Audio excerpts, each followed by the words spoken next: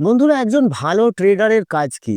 দেখুন, আপনি ইউটিউবে বা ফেসবুকে অনেকবার এরকম দেখতে পাবেন, কেউ হয়তো আপনাকে বলছে যে দেখুন এই স্টকটা আমরা রেকমেন্ড করেছিলাম, অনেকটা বেড়ে গেছে, বা অমুক স্টকটা ব্রেকআউটের পর এতটা বেড়ে গেছে, আমরা বলেছিলাম। কিন্তু কখন বলেছিল সেটা আর খুঁজে পাবেন না। তাই একজন ভালো ট্রেডারের কাজ হলো কোনো স্টকটা বেড়ে যাওয়ার আগে সেটাকে সঠিকভাবে আইডেন্টিফাই করা, এবং আইডেন্টিফাই করার পরে ওয়েট করা যে আমি ওই স্টকটায় কখন এন্ট্রি করব এবং কিভাবে প্লে করব। এই পুরো এক্সিকিউশন প্রসেসটার মধ্যে লুকিয়ে আছে আপনার ট্রেডিং এর সাকসেস। আর কোন স্টকটা এই মুহূর্তে বাড়তে পারে, এটা আমরা মার্কেটে দেখি কিভাবে, যে কখন কোনো স্টকটায় ব্রেকআউট হচ্ছে।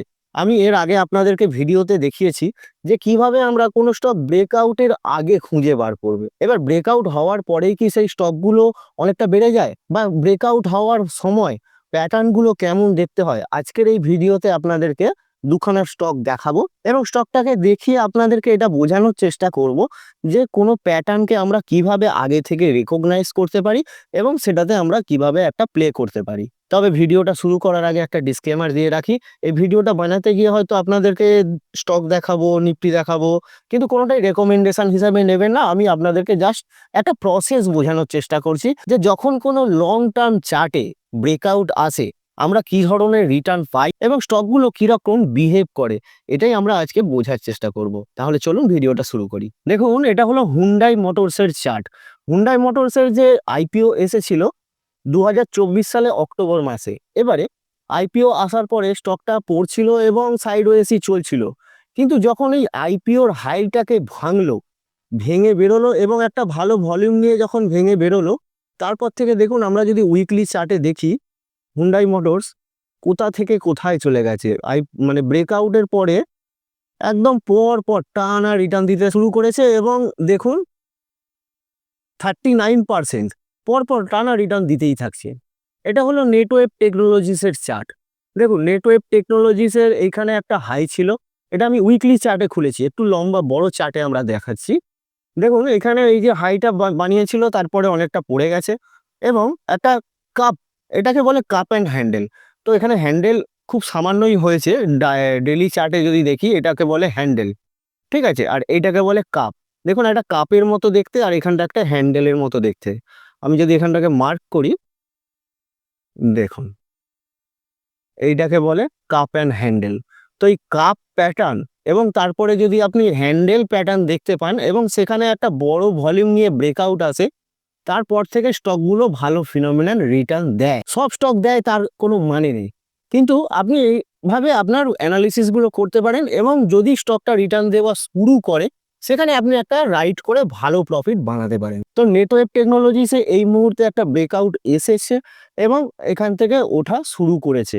এবার আদৌ অনেক দূর যাবে কিনা সেটা আমার জানা নেই, কিন্তু যেহেতু পাস্ট রেকর্ড এটা বলছে যে বড় লম্বা চার্টে যখন একটা ব্রেকআউট আসে উইকলি ক্যান্ডেল, তারপরে স্টকের বাড়ার স্পিডটা অনেকটা বেড়ে যায় এবং সেই পয়েন্ট থেকে আমাদেরকে অনেকটা বড় একটা রিটার্ন দেয়। যেমনটা আমি করেছিলাম কার ট্রেডে, আপনাদেরকে দেখাই। দেখুন এটা হলো কার ট্রেডের চার্ট। তো কার ট্রেডে এইখানে আইপিও এসেছিল, এইখানে একটা বড় কাপ বানিয়েছে, মানে স্টকটা পড়ে গিয়েছিল আবার ধীরে ধীরে উঠেছে। তো এই কাপের পরে দেখুন এখানে গিয়ে, এটাকে অ্যাকচুয়ালি কাপ অ্যান্ড হ্যান্ডেল আমরা বলতে পারবো না, এটাকে ওই সসপ্যান বলে, অনেকে সসপ্যানকো বলে। মানে ব্রেকআউট হওয়ার পর বেশ কিছুদিন সাইডওয়েজ চলে যায়। তো আমিও এই সাইডওয়েজের মধ্যে অনেকদিন ফেঁসেছিলাম, কিন্তু তারপরে দেখুন স্টকটা আবার বাড়া শুরু করেছে। এইরকমই এইবারে আমি আপনাদেরকে যে স্টকটা দেখাবো সেটা হলো সুপ্রিয়া লাইফ সায়েন্স। দেখুন এই চার্টটা, এই চার্টটায় স্টকটা এখানে একটা হাই বানিয়েছিল জানুয়ারি 2022-এ, তারপরে স্টকটা পড়ে গিয়ে আবার এরকম কাপ বানিয়েছে, কাপের হ্যান্ডেলও বানিয়েছে। কাপ অ্যান্ড হ্যান্ডেলের পর স্টকটা বেড়েওছে, কিন্তু তারপর থেকে এরকম সাইডওয়েজ চলে গেছে, এবং এইটা একটা সেই ওয়েজ টাইপের বানিয়েছে। তো এইখানে এইটাকে বলে কম্প্রেশন জোন। স্টকটা এইখানে বহু দিন ধরে, কতদিন ধরে কম্প্রেস হচ্ছে, নভেম্বর 2024 থেকে এখনো পর্যন্ত কম্প্রেস হচ্ছে, এবং এটাকে আপনি বড় করে দেখুন, ধীরে ধীরে এই কার্ভটা ছোট হতে থাকছে।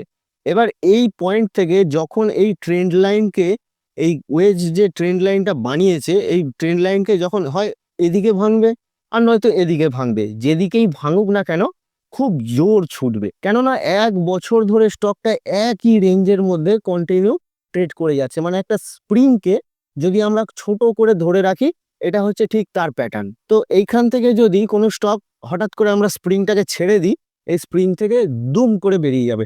তো এখান থেকে কোথায় যাবে, মানে কোন দিকে ব্রেকআউট দেবে, সেটা আমি বলতে পারছি না। কিন্তু যেহেতু আমরা দেখতে পাচ্ছি এই কয়েকদিনে, আমি যদি ডেইলি চার্টে দেখি, দেখুন হঠাৎ করে স্টকটা বাড়া শুরু করেছে এবং ভলিউমেও একটা রাইজ এসছে। তো মোস্ট প্রবাবল হতে পারে যে এটা উপর দিকেই ফাটবে। এবার যদি ওপর দিকে ফাটে, তখন আপনারা এটাকে কনসিডার করতে পারেন আপনার ট্রেডের জন্য। দেখুন আমি আবারও বলছি, আপনারা নিজেরা অ্যানালিসিস করে দেখতে পারেন, এটাকে আমি কোনো রেকমেন্ডেশন দিচ্ছি না, আপনি নিজে বিচার করে দেখতে পারেন এটাকে। এরপরে আরও একটা স্টক, সেটা হলো ওয়ারি এনার্জিস। দেখুন ওয়ারি এনার্জিসের যে চার্টটা আমরা দেখতে পাচ্ছি, এই চার্টটায় একটা হাই বানিয়েছিল স্টকটা নভেম্বর 2024-এ, তারপর থেকে স্টকটা পড়ে যায়। এবার ধীরে ধীরে ধীরে ধীরে তার ফান্ডামেন্টাল হয়তো ভালো হয়েছে, স্টকটা আবার উঠেছে। এবারে দেখুন, আমি যে কাপ অ্যান্ড হ্যান্ডেল প্যাটার্নটার কথা বলছিলাম, এইটাকে যদি আমরা একটা কাপ বলে মনে করি এবং এখানে যদি একটা হ্যান্ডেল প্যাটার্ন সৃষ্টি হয়, দেখুন এইটাকে যদি আমি একটা কাপ বলে মনে করি এবং তারপরে যদি একটা হ্যান্ডেল সৃষ্টি হয়, সেরকমই স্টকটা কিন্তু দেখুন সেই লাইনেই যাচ্ছে, মানে স্টকটা আবার একটা হ্যান্ডেল বানানোর চেষ্টা করছে। তো এবার এই পয়েন্টে এসে যদি এখান থেকে ব্রেকআউট করে, তখন আপনি এটাকে কনসিডার করতে পারেন যে হ্যাঁ, এখান থেকে একটা বড় রিটার্ন আমরা আশা করতে পারি। এবার সত্যি বলতে কি, কখন স্টক অনেকটা বাড়ে, যখন স্টকের ফান্ডামেন্টালও ভালো হয়, মানে চার্টও সাপোর্ট করছে এবং তার ফান্ডামেন্টালও সাপোর্ট করছে, তখন স্টকটা আমাদেরকে একটা ফিনোমিনাল রিটার্ন দেয়। এবার আপনি যদি এটাকে প্লে করতে চান, তাহলে আপনিও এটাকে কনসিডার করতে পারেন, রিসার্চ করতে পারেন যে এই স্টকটার কি ফান্ডামেন্টাল ভালো হচ্ছে কিনা। টেকনিক্যাল তো আপনাদেরকে দেখিয়ে দিলাম। তো এইভাবে আপনারা কোনো স্টককে আগে থেকে দেখতে পারেন।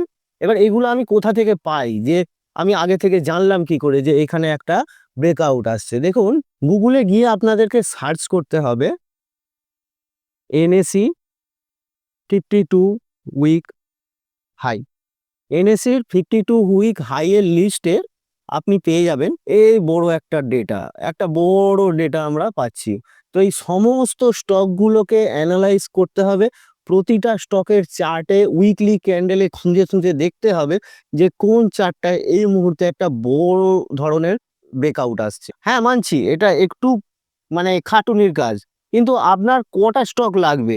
এগুলো তো উইকলি চার্ট, একটা ক্যান্ডেল বন্ধ হতে 1 সপ্তাহ লাগে। অর্থাৎ আপনি যদি খুঁজে খুঁজে 4-5টা ব্রেকআউটকে, ভালো ভালো ব্রেকআউট যেখানে একটা ভলিউম আসছে, যেখানে একটা ভালো প্যাটার্ন আপনি দেখতে পাচ্ছেন, সেটাকে আপনি যদি খুঁজে বার করে নিতে পারেন, তাহলেই তো আপনার কাজ হয়ে গেল। মোটামুটি 5-6 মাস আর কোনো কাজ করতে হবে না। তাই যেমন ধরুন, এখন এখানে ফার্স্ট যে লিস্টে আসছে আধার হাউজিং ফিনান্স।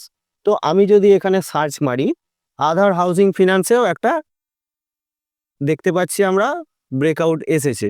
তো এটা খুব একটা ভালো ব্রেকআউট, মানে দেখতে খুব একটা ভালো লাগছে না যে একদম পারফেক্ট কাপ হয়েছে, এমনটা নয়, কিন্তু এটাও একটা ব্রেকআউট। তো এইভাবে আপনি আরাধ্যা আছে, এবিসি ক্যাপিটাল আছে, এবি কর্ডস আছে, এগুলোকে, এই লিস্টগুলোকে আপনি দেখে দেখে খুঁজে খুঁজে নিজেরাও বার করতে পারবেন যে কোথায় একটা ব্রেকআউট আসছে। আর অত যদি খাটতে না হয়, আপনি আমার টেলিগ্রাম চ্যানেলটা জয়েন করতে পারেন। টেলিগ্রাম চ্যানেলের লিঙ্কটা আমি ডেসক্রিপশানে দিয়ে দিচ্ছি। যখন যেখানে ভালো ব্রেকআউট আমি দেখতে পাই, সেগুলো আমি টেলিগ্রাম চ্যানেলে পোস্ট করি। তো সেখান থেকেও আপনারা স্টকগুলোকে নিয়ে রিসার্চ করতে পারেন, অ্যানালিসিস করতে পারেন এবং ব্রেকআউট আসার পর কী ধরনের রিটার্ন আসছে সেগুলোও আপনারা দেখতে পারেন। তাই আজকে যে স্টকগুলো আপনাদেরকে দেখালাম, এগুলো আপনারা আপনাদের ওয়াচ লিস্টে রাখতে পারেন এবং দেখতে পারেন আগামী দিনে কী ধরনের রিটার্ন আমাদেরকে দিচ্ছে। এবার সামনেই পুজো এসে গেছে, ট্রেডিংয়ের বকবক খুব একটা ভালো লাগবে না। সবার মনেই একটা আনন্দ, শারদ উৎসব, বাঙালির শ্রেষ্ঠ উৎসব দুর্গাপুজো। আশা করি আপনারা খুব চুটিয়ে আনন্দ করবেন দুর্গাপুজোতে। আর আমার তরফ থেকে আপনাদের জন্য রইল অনেক অনেক শুভেচ্ছা বাঙালির শ্রেষ্ঠ উৎসবে। দারুণ এনজয় করুন এবং নিজের পরিবারের সাথে প্রচুর ঠাকুর দেখুন। আজকের মতো এইটুকুই। চ্যানেলে নতুন হলে চ্যানেলটাকে অবশ্যই সাবস্ক্রাইব করে নিন এবং ভিডিওটা ভালো লাগলে অবশ্যই একটা লাইক করবেন। ধন্যবাদ, দেখা হচ্ছে আবার পুজোর পর।